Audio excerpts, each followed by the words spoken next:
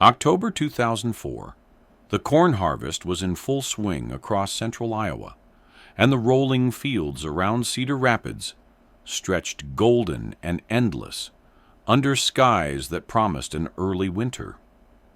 The leaves on the maple trees lining residential streets had turned brilliant shades of orange and red, and the crisp morning air carried the scent of wood smoke from chimneys that hadn't been used since the previous spring. On the evening of October 14th, in a quiet neighborhood called Wellington Heights, where young families had bought their first homes during the economic boom of the late 1990s, a 23-year-old police officer named Patrol Officer Jessica Chen finished her shift with the Cedar Rapids Police Department and should have driven home to the duplex apartment she rented on Elmwood Avenue. When her roommate and fellow police academy graduate, Officer Amanda Walsh, returned from her own shift at 11:45 p.m., she found Jessica's police cruiser parked in the apartment complex lot, Jessica's duty gear neatly arranged on the kitchen counter, according to department protocol, and a cryptic voicemail on their answering machine that would haunt investigators for nearly 2 decades. 19 years would pass before anyone understood what had happened that evening, what secrets had been hidden within their own police department, and why a young officer's badge would be found in the Cedar River with scratches that told a story of violence, betrayal, and a cover-up that reached the highest levels of local law enforcement. But on August 3, 2023, an arrest that devastated the close-knit law enforcement community would finally reveal the truth about Jessica Chen's disappearance, exposing not just a predator who had operated within the police department for years, but an entire network of corruption that had protected him and destroyed lives with a methodical precision that no one had suspected. October 2004. The month began with the kind of routine that small city police departments across Iowa would recognize, but it would end with a tragedy that would haunt Cedar Rapids for nearly 2 decades and expose corruption that reached from patrol officers to the chief's office. Patrol Officer Jessica Chen was 23 years old, a recent graduate of the police academy who had been with the Cedar Rapids Police Department for only 14 months. She was a petite woman of Chinese-American heritage, standing 5 feet 3 inches tall with long black hair that she kept braided during her shifts, dark brown eyes that reflected both intelligence and compassion, and a quiet determination that had impressed her training officers and colleagues. Her specialty was community policing, working with neighborhood groups and schools to build positive relationships between law enforcement and the residents they served, particularly in areas where language barriers and cultural differences had historically created tension. But Jessica had also been investigating something that would ultimately cost her life. In the weeks leading up to her disappearance, she had discovered discrepancies in evidence, handling procedures, and had begun documenting suspicious behavior among senior officers in the department.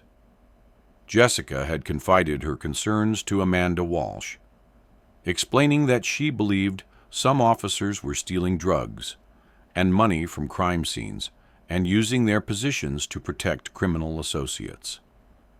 Jessica had been gathering evidence carefully, photographing documents and recording conversations, planning to present her findings to the Iowa Bureau of Investigation rather than to her own supervisors, whom she suspected might be involved in the corruption. Jessica had been born in California to parents who had immigrated from Taiwan in the 1970s, but her family had moved to Iowa when she was 12 years old, after her father accepted a position as an engineering professor at the University of Iowa. She had adapted quickly to life in the Midwest, excelling in high school athletics and academics, before earning a degree in criminal justice from Iowa State University. Her decision to pursue law enforcement had initially concerned her parents, who worried about the dangers of police work and preferred that she follow a more traditional career path in education or business. But they had eventually supported her choice when they saw how passionate she was about serving her community and making a positive difference in people's lives.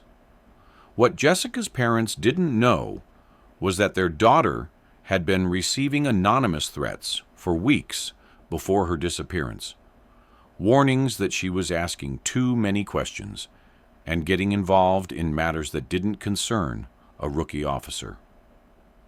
Jessica had found these messages slipped under her apartment door, tucked under her windshield wipers, and even placed in her police department locker, suggesting that whoever was threatening her had access to secure areas of the police station. Jessica had shared these threats with Amanda, but had asked her not to report them officially, fearing that making a formal complaint would only escalate the situation and potentially put both of them in danger. Jessica's roommate, Amanda Walsh, was also 23 and had graduated from the police academy in the same class as Jessica in August 2003. Amanda was tall and athletic, with red hair and freckles that made her look younger than her age, and an outgoing personality that complemented Jessica's more reserved nature. The two women had become close friends during their academy training, bonding over their shared experience of being young women in a male-dominated profession and their mutual commitment to proving that they could handle any challenge that police work presented. But Amanda was also struggling with her own suspicions about department corruption, having witnessed senior officers engaging in behavior that violated department policy and state law. Their apartment on Elmwood Avenue was modest but comfortable, furnished with items they had collected from garage sales and family donations, and decorated with photographs from their academy graduation and their first year on the force. But the apartment had also become an unofficial safe house where Jessica and Amanda could discuss their concerns about department corruption without fear of surveillance or retaliation. Jessica had installed a small security camera system and had begun keeping copies of important documents in a safe deposit box at a bank across town, precautions that reflected her growing fear that her investigation was putting her life in danger. The Cedar Rapids Police Department in 2004 was a mid-sized agency serving a city of approximately 120,000 residents, with about 200 sworn officers working patrol, investigations, and specialized units. The department had a reputation for professionalism and community involvement, but behind the facade of public service was a culture of corruption that had developed over years of inadequate oversight and accountability. Senior officers had learned to exploit weaknesses in evidence handling procedures, using their access to drug seizures and recovered property to supplement their income while using their authority to intimidate anyone who might expose their crimes. Detective Sergeant Thomas Bradley was the central figure in this corruption network, a 30-year veteran who had cultivated relationships with criminal informants and had used his position to protect drug dealers and other criminals in exchange for payments and other considerations.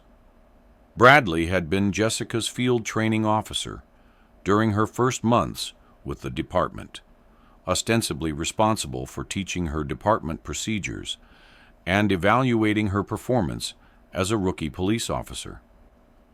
But Bradley had actually been using his access to new officers to identify potential threats to his criminal operations and to recruit accomplices who could be trusted to remain silent about the corruption they witnessed.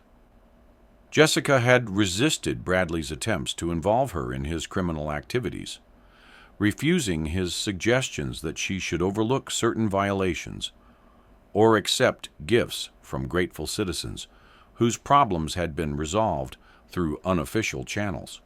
Jessica's integrity and commitment to proper procedures had made her a threat to Bradley and his associates, who realized that her presence in the department could eventually expose their entire operation. Bradley had initially tried to have Jessica transferred to different assignments or encouraged to seek employment elsewhere, but when these efforts failed, he began planning more permanent solutions to the problem she represented. Jessica's work in community policing had brought her into contact with immigrant families throughout Cedar Rapids, particularly in the Wellington Heights neighborhood, where many Asian and Hispanic families had settled during the economic expansion of the early 2000s. She spoke fluent Mandarin and had been studying Spanish to better communicate with the Latino community, making her a valuable resource for patrol officers and detectives who needed translation services or cultural insight. But Jessica's community connections had also provided her with information about police misconduct, as residents shared stories about officers demanding bribes, stealing property during searches, and protecting criminal associates from arrest or prosecution. One of Jessica's most important sources was Maria Santos, a 34-year-old immigrant from Guatemala who worked as a housekeeper and had witnessed several incidents of police corruption in the Wellington Heights neighborhood. Maria had seen officers stealing cash and jewelry during drug raids, observed them meeting with known drug dealers in secluded locations, and had personally been approached for bribes by officers who offered to overlook her immigration status in exchange for monthly payments. Maria had been afraid to report these incidents to police supervisors, but she trusted Jessica and had been providing her with detailed information about times, dates, and locations where corrupt activities had occurred. Jessica had also been working with David Kim, a 28-year-old computer programmer who had developed software that could analyze patterns in arrest records and evidence logs to identify statistical anomalies that might indicate corruption. David's analysis had revealed that certain officers consistently reported lower amounts of cash and drugs seized during arrests than would be expected based on the circumstances of the cases, suggesting systematic theft of evidence. David had also identified patterns in case assignments and outcomes that suggested some officers were receiving preferential treatment in internal investigations and disciplinary proceedings. October 14, 2004, was a Thursday, and Jessica had worked what appeared to be a routine evening shift that included 2 domestic disturbance calls, a minor traffic accident, and several hours of patrol in the Wellington Heights area, where she had been building relationships with neighborhood leaders. But Jessica's shift had actually included a covert meeting with Maria Santos, during which Maria had provided Jessica with photographs and documents that proved several senior officers were involved in an ongoing extortion scheme targeting immigrant families. Maria had also warned Jessica that her investigation had been discovered and that she was in immediate danger from officers who would do anything to protect their criminal enterprise. Jessica's last radio contact was logged at 10:47 p.m. when she informed dispatch that she was clearing from a routine business check at a convenience store on First Avenue and heading back to the station to complete her paperwork before the end of her shift. Department records show that she signed out at 11:15 p.m., turned in her radio and other equipment according to protocol, and walked to the parking lot where her personal vehicle was parked, next to the police cruiser she had driven during her shift. But security footage later revealed that Jessica had actually remained in the station for an additional 15 minutes, using a computer in the Detective Bureau to upload files to an encrypted cloud storage account that would preserve her evidence even if something happened to her. Jessica's personal car was a 2001 Honda Civic that she had purchased used after graduating from college, reliable transportation that reflected her practical nature and limited budget as a rookie police officer. Security cameras in the police department parking lot showed Jessica walking to her car at 11:18 p.m., but the footage was grainy and poorly lit, making it difficult to determine whether anyone else was present in the parking area. What investigators would later discover was that the security camera system had been deliberately sabotaged that evening, with key cameras disabled and recording equipment tampered with to ensure that Jessica's abduction wouldn't be captured on video. Jessica's car was found the next morning in the apartment complex parking lot, properly parked and locked, with no signs of disturbance or evidence that anything unusual had occurred during her drive home. But forensic analysis conducted years later would reveal microscopic evidence that Jessica had not been alone in the car during the drive home, including hair fibers and DNA evidence that belonged to Thomas Bradley. The evidence suggested that Bradley had been hiding in Jessica's car when she left the police station, forcing her to drive to the apartment complex while he held her at gunpoint and planned her murder. Amanda Walsh returned to their apartment at 11:45 p.m., expecting to find Jessica either asleep or getting ready for bed, since Jessica typically needed time to decompress after her evening shifts before she could sleep. Instead, Amanda found Jessica's duty belt hanging on the hook by the front door, her service weapon locked in its case on the kitchen table, and her uniform shirt folded neatly on her bed, according to the habits Jessica had developed during her academy training. But Jessica's civilian clothes were missing from her closet, suggesting that she had changed out of her uniform and left the apartment voluntarily, though she had left her purse, cell phone, and car keys behind. What Amanda also found was a voicemail on their answering machine that had been left at 11:32 p.m., just 13 minutes before Amanda arrived home. The message was from Jessica, but her voice was strained and frightened, and the words seemed carefully chosen to convey information without alerting someone who might be listening. "Amanda, I'm going to be late getting home tonight. I have to take care of something work-related that can't wait. Don't worry about me, but if I'm not back by morning, check the safe, deposit box, and call the number I gave you last week. Tell them about our conversation on Tuesday. I love you, and I'm sorry I can't explain more right now." Amanda understood immediately that Jessica was in danger, and that the voicemail was her way of providing instructions without alerting her captors to the evidence she had gathered. The safe deposit box contained copies of Jessica's investigation files, including photographs, documents, and recorded conversations that proved widespread corruption within the Cedar Rapids Police Department. The phone number Jessica had referenced belonged to Agent Sarah Martinez at the Iowa Bureau of Investigation, whom Jessica had contacted the previous week, to discuss her findings and to request protection while she gathered additional evidence. Amanda's first instinct was that Jessica might have been forced to leave the apartment under duress, since the voicemail suggested that someone was controlling her movements and monitoring her communications.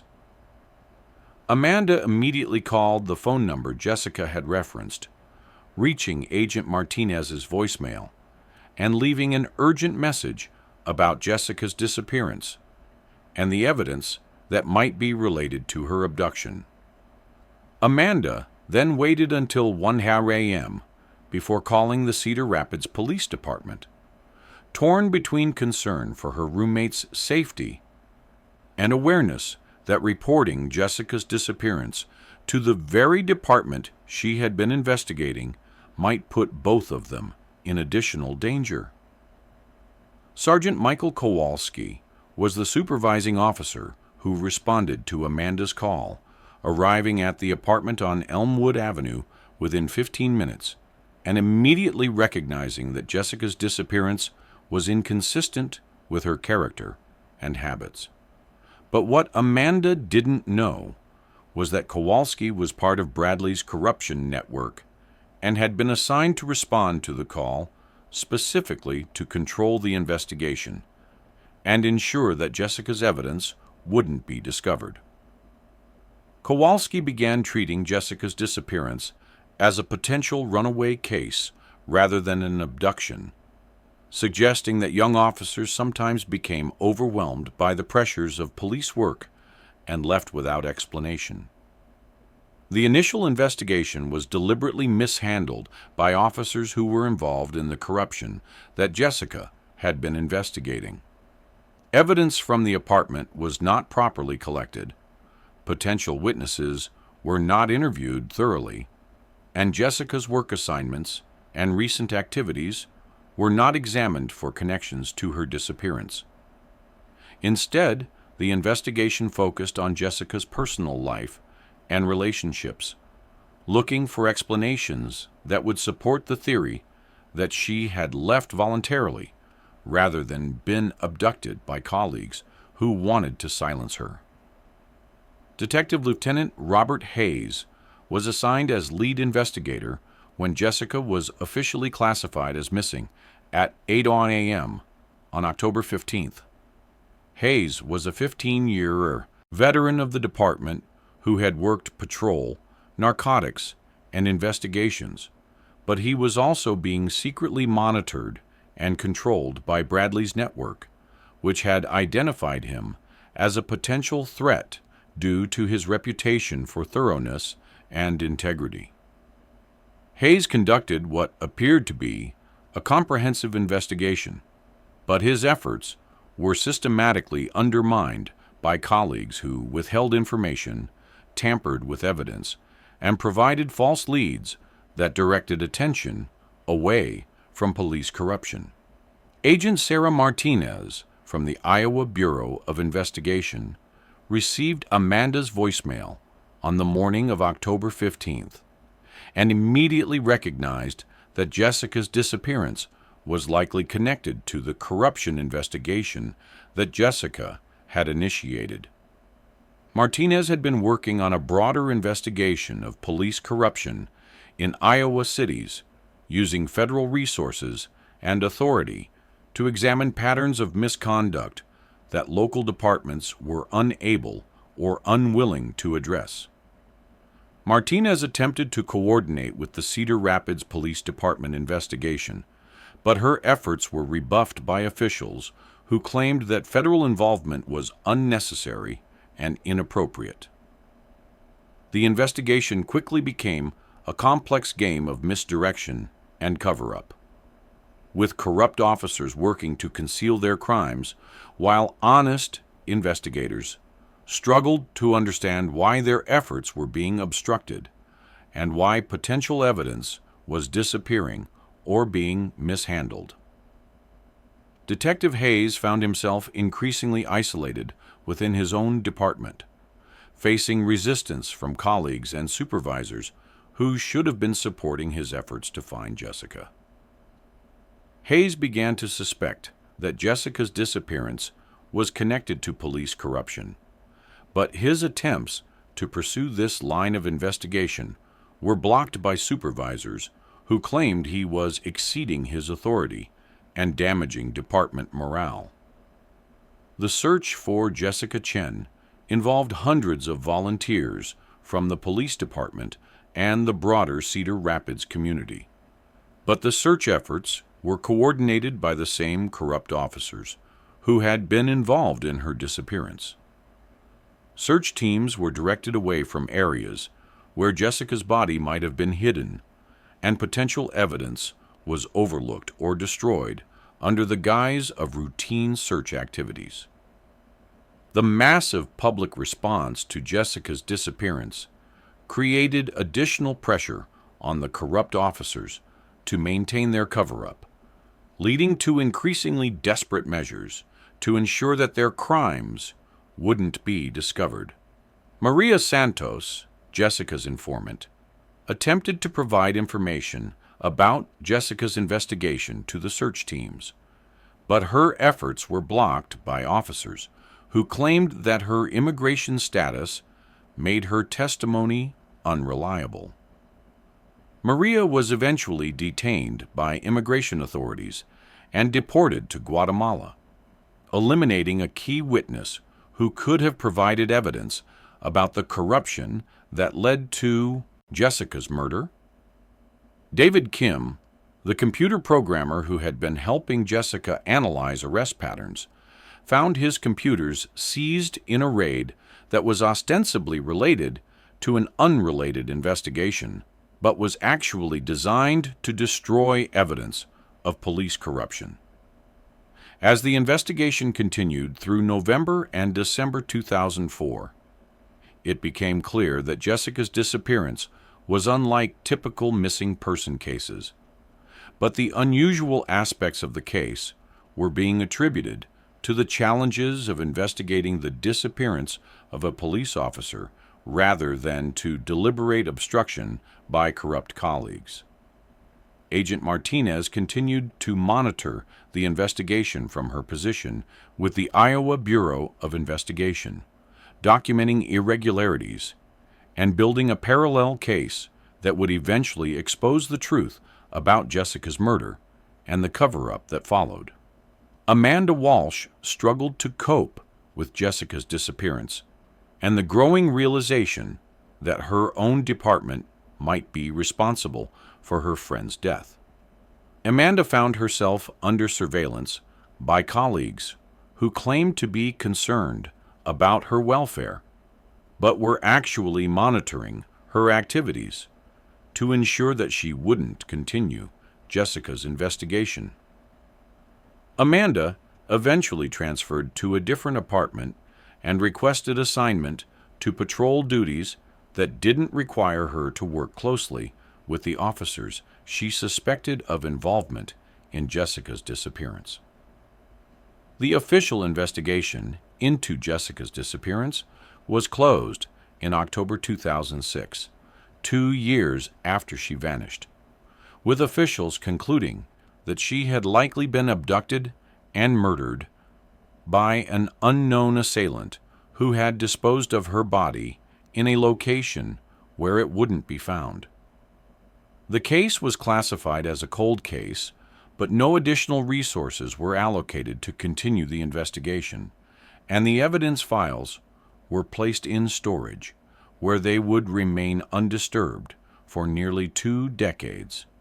Detective Hayes left the Cedar Rapids Police Department shortly after the investigation was closed, frustrated by the obstruction he had encountered, and convinced that his own colleagues had been involved in Jessica's murder.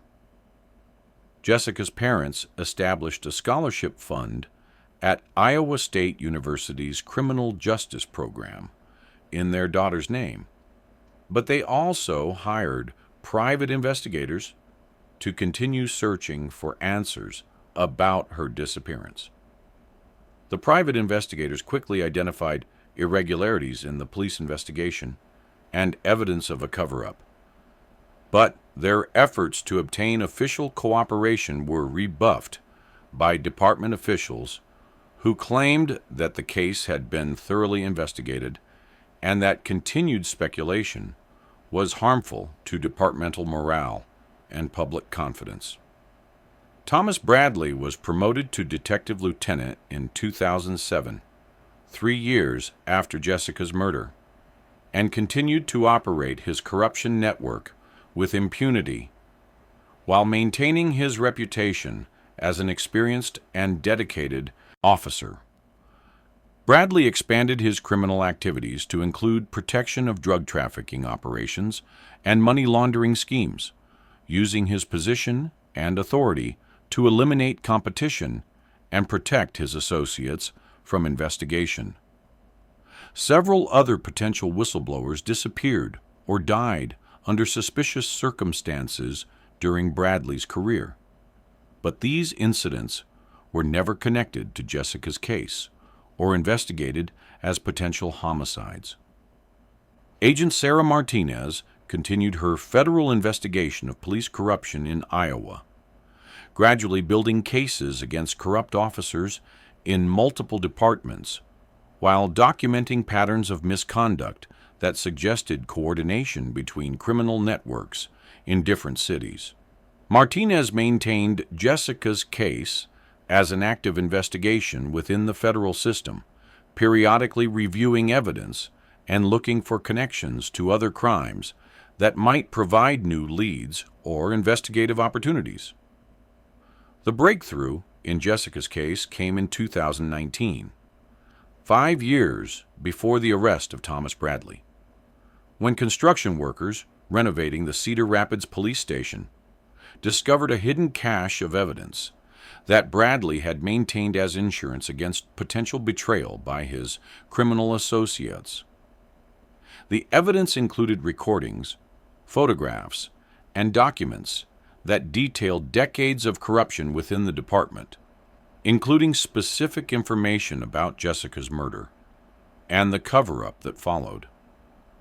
The discovery was made by federal agents who were conducting a court-ordered search of the building as part of a broader corruption investigation. The evidence revealed that Jessica had been murdered on the evening of her disappearance, killed by Bradley and several associates who had lured her to a remote location under the pretense of providing information about police corruption. Jessica had been tortured before being killed, as Bradley and his associates attempted to force her to reveal the extent of her investigation and the location of evidence that might implicate them in criminal activities. Jessica had died without betraying her sources or compromising her investigation, protecting people like Maria Santos and David Kim even as she faced death. Jessica's body had been disposed of in a rural area outside Cedar Rapids, in a location that had been used by Bradley's network to hide evidence and dispose of other victims over the years.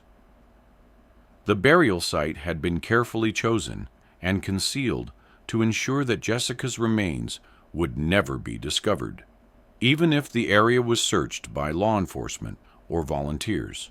Federal agents eventually located the site based on information found in Bradley's hidden files, recovering Jessica's remains along with evidence from several other murders that had been committed by the corruption network.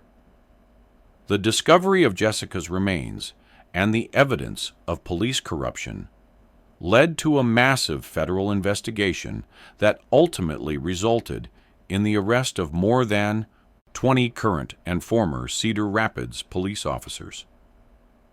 The investigation revealed that the corruption network had been responsible for numerous crimes over the years, including drug trafficking, extortion, money laundering, and multiple murders of people who had threatened to expose their activities. The scope of the corruption was so extensive that the federal government temporarily assumed oversight of the Cedar Rapids Police Department while reforms were implemented.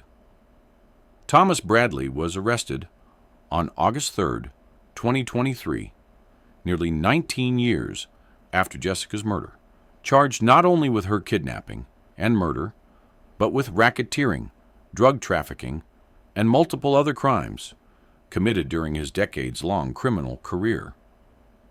Bradley's arrest was the culmination of Agent Martinez's investigation and represented the largest police corruption case in Iowa history.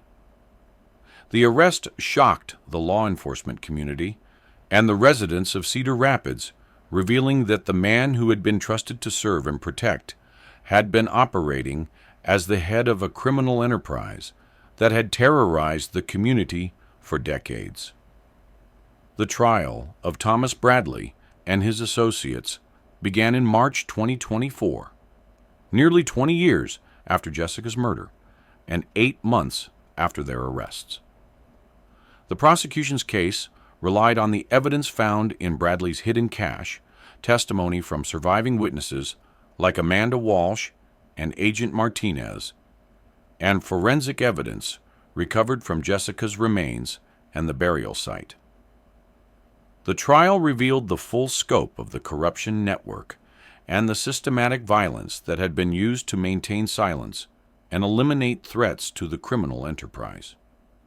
Amanda Walsh, now 42 years old and working as a federal law enforcement officer with the Iowa Bureau of Investigation, testified at Bradley's trial about Jessica's investigation and the threats she had received before her disappearance.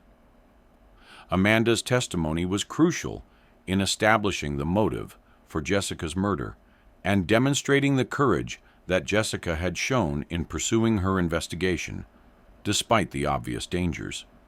Amanda had spent nearly 2 decades working to expose the corruption that killed her friend, eventually transitioning to federal law enforcement, where she could investigate police misconduct without interference from corrupt colleagues. Maria Santos was brought back from Guatemala to testify about the corruption she had witnessed and the information she had provided to Jessica before her murder. Maria's testimony was emotional and powerful, describing how Jessica had been the only police officer she had ever trusted, and how Jessica's death had devastated the immigrant community that had seen her as their protector and advocate. Maria had spent nearly 20 years in exile, afraid to return to the United States because of threats from the same officers who had killed Jessica. David Kim testified about the statistical analysis he had conducted for Jessica and the evidence of systematic theft and corruption that his research had revealed. David had been forced to rebuild his life after his computers were seized and his research destroyed, but he had continued his work independently and had eventually provided his findings to federal investigators who were able to use them as evidence in the corruption case. Jessica's parents, now in their 70s, attended every day of Bradley's trial, facing the man who had killed their daughter and hearing testimony about the torture and suffering she had endured before her death. Their presence in the courtroom was a powerful reminder of the human cost of corruption and the importance of accountability in law enforcement.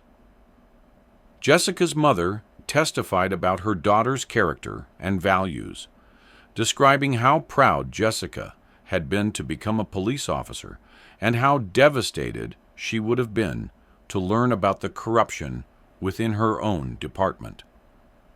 The trial also included testimony from other victims of Bradley's corruption network, including family members of people who had been murdered to protect the criminal enterprise and citizens who had been extorted, robbed, or otherwise victimized by officers who were supposed to protect them. The testimony painted a picture of systematic abuse of power that had continued for decades while being protected by a culture of silence and intimidation within the police department. Thomas Bradley was convicted of first-degree murder on April 15, 2024, along with racketeering, drug trafficking, and multiple other charges related to his criminal enterprise. Bradley was sentenced to life in prison without the possibility of parole, ensuring that he would never again be in a position to victimize others or corrupt law enforcement. 17 other current and former police officers were also convicted and sentenced to various terms of imprisonment, effectively dismantling the corruption network that had operated within the Cedar Rapids Police Department for decades. The conviction led to a complete restructuring of the Cedar Rapids Police Department under federal oversight, with new leadership, policies, and accountability mechanisms designed to prevent future corruption. The restructuring included the establishment of independent oversight boards, mandatory rotation of assignments to prevent the development of corrupt relationships, and whistleblower protection programs to encourage reporting of misconduct without fear of retaliation. Agent Sarah Martinez was promoted to oversee a new federal task force focused on investigating police corruption throughout the Midwest, using the lessons learned from the Cedar Rapids case to develop better investigative techniques and prevention strategies. Martinez credited Jessica's courage and sacrifice with making the broader investigation possible, noting that Jessica's evidence and the investigation she had initiated had provided the foundation for exposing corruption networks in multiple jurisdictions. Amanda Walsh was appointed to serve as a liaison between federal investigators and local police departments, helping to identify and investigate potential corruption while supporting officers who reported misconduct. Amanda found purpose in using her experience and position to protect other officers from the kind of retaliation and violence that had cost Jessica her life, ensuring that future whistleblowers would have the support and protection they needed to expose wrongdoing. The Officer Jessica Chen Memorial Garden at the Cedar Rapids Police Department headquarters was expanded to include a training center focused on ethics and integrity in law enforcement. The center provides training for police officers throughout Iowa on topics including corruption prevention, whistleblower protection, and community policing, ensuring that Jessica's legacy continues to influence law enforcement practices and culture throughout the region. Maria Santos was granted permanent residency in the United States and established a nonprofit organization focused on protecting immigrant witnesses who report police misconduct. Maria's organization provides legal assistance, security support, and advocacy services to help immigrant communities feel safe reporting crimes and cooperating with investigations, addressing one of the vulnerabilities that Bradley's network had exploited to silence potential witnesses. David Kim developed a software platform that law enforcement agencies can use to monitor their own statistics and identify patterns that might indicate corruption or misconduct. The platform has been adopted by police departments throughout the country and has been credited with helping to identify and prevent numerous instances of officer misconduct before they could escalate to the level of violence and corruption seen in the Cedar Rapids case. The federal investigation revealed that Bradley's corruption network had been connected to similar operations in other Iowa cities, leading to additional arrests and convictions that ultimately resulted in the reform of law enforcement practices throughout the state. The investigation demonstrated that police corruption often operates across jurisdictional boundaries and requires coordinated federal response to effectively combat. On the 20th anniversary of Jessica's disappearance, October 14, 2024, A memorial service was held at the garden to honor her memory and to recognize the importance of integrity and accountability in law enforcement.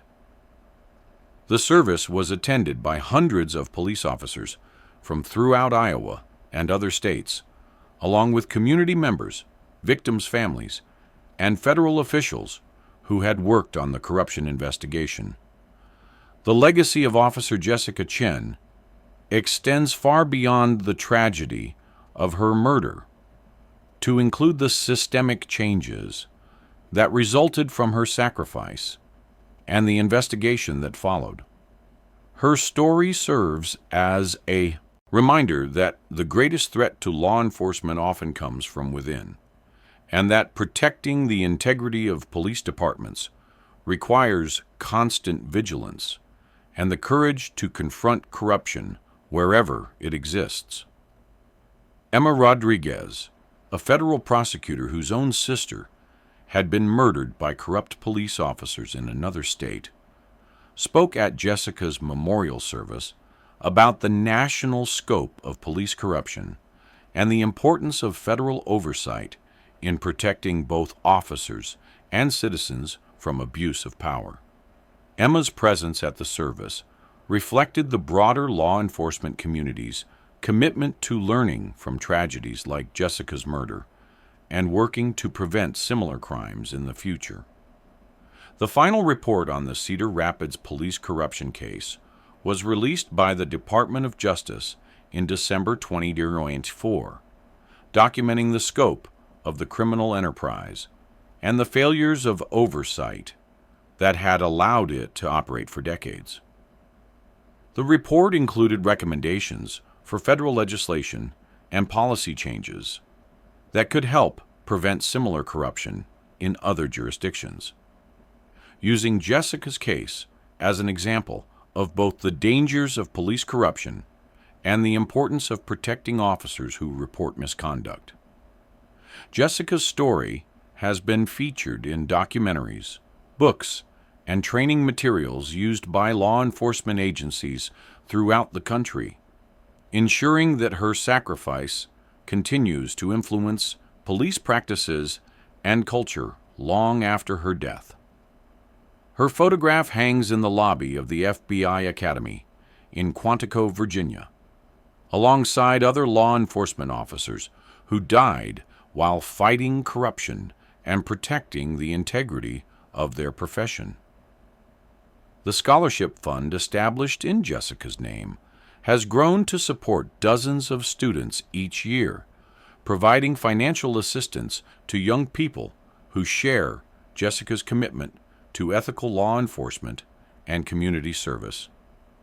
Many scholarship recipients have gone on to successful careers in federal law enforcement, continuing Jessica's work of investigating corruption and protecting vulnerable communities from abuse of power. Amanda Walsh continues to work as a federal investigator, specializing in cases involving police misconduct and corruption. Amanda often speaks at police academies and law enforcement conferences about Jessica's case and the importance of maintaining integrity, even when faced with pressure to remain silent about wrongdoing. Amanda's work has helped to identify and prosecute corrupt officers in multiple states, ensuring that Jessica's sacrifice continues to protect others from similar crimes. On quiet October evenings, Amanda sometimes drives past the memorial garden where Jessica's name is engraved in bronze, surrounded by flowers and trees that bloom throughout the seasons. The garden has become a place of reflection and renewal for police officers who struggle with the moral challenges of their profession, reminding them that courage and integrity are the most important qualifications for law enforcement service.